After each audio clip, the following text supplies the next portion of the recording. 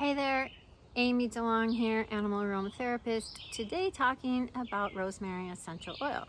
Now, to be honest, I've put off making this video because rosemary is not one of my favorite oils to use with animals.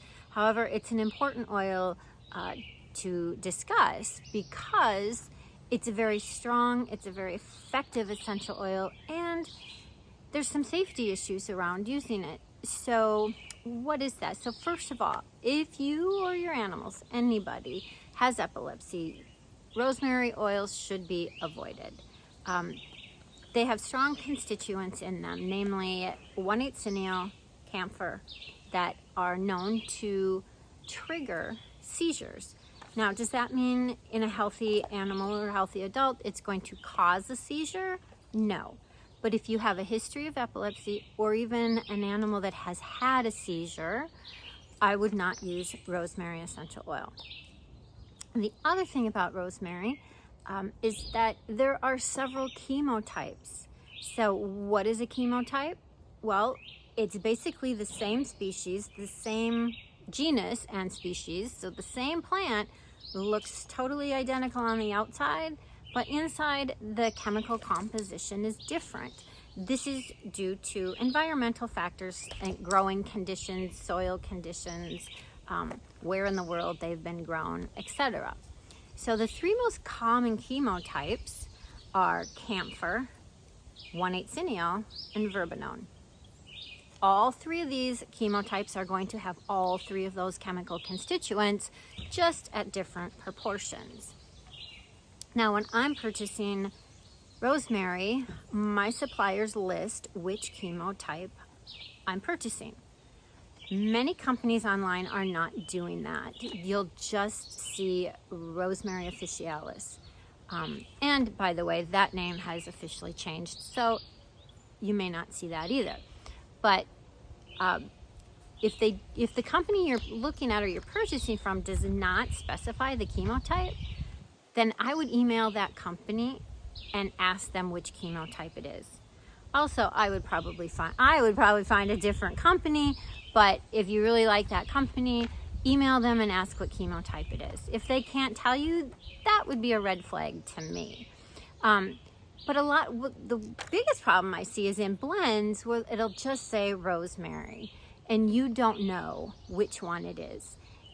Generally speaking, camphor chemotype is the most popular and the one being used. Now, if we break it down, all rosemary chemotypes are very strong, very effective antibacterial, antiviral, antifungal, anti-inflammatory, antispasmodic. They're somewhat analgesic. They can be helps to promote fur or hair growth, and digestive. So if I'm shopping for a specific situation, right, the camphor chemotype is the one I want for muscle aches and pains or neurological pain.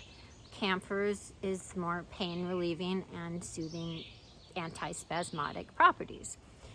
The 1,8-cineal shines in respiratory issues. That's the primary component to eucalyptus. So the 1,8-cineal chemotype of rosemary is going to be your go-to for respiratory issues such as kennel cough or bronchitis. The verbenone it's a little softer in the aroma than the other two, more like the fresh herb, and it's going to be the one I would use more for skin issues. However, again, all of this should be diluted appropriately. Now, when I'm shopping, again, if you just have rosemary and you don't know which one it is, that's okay. The caveat here is that rosemary is just, like I said, not my favorite to use with animals. There's other options that are more gentle that I would definitely start with before pulling out rosemary.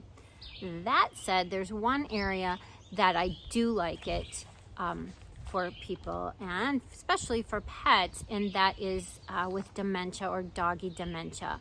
Human studies are showing that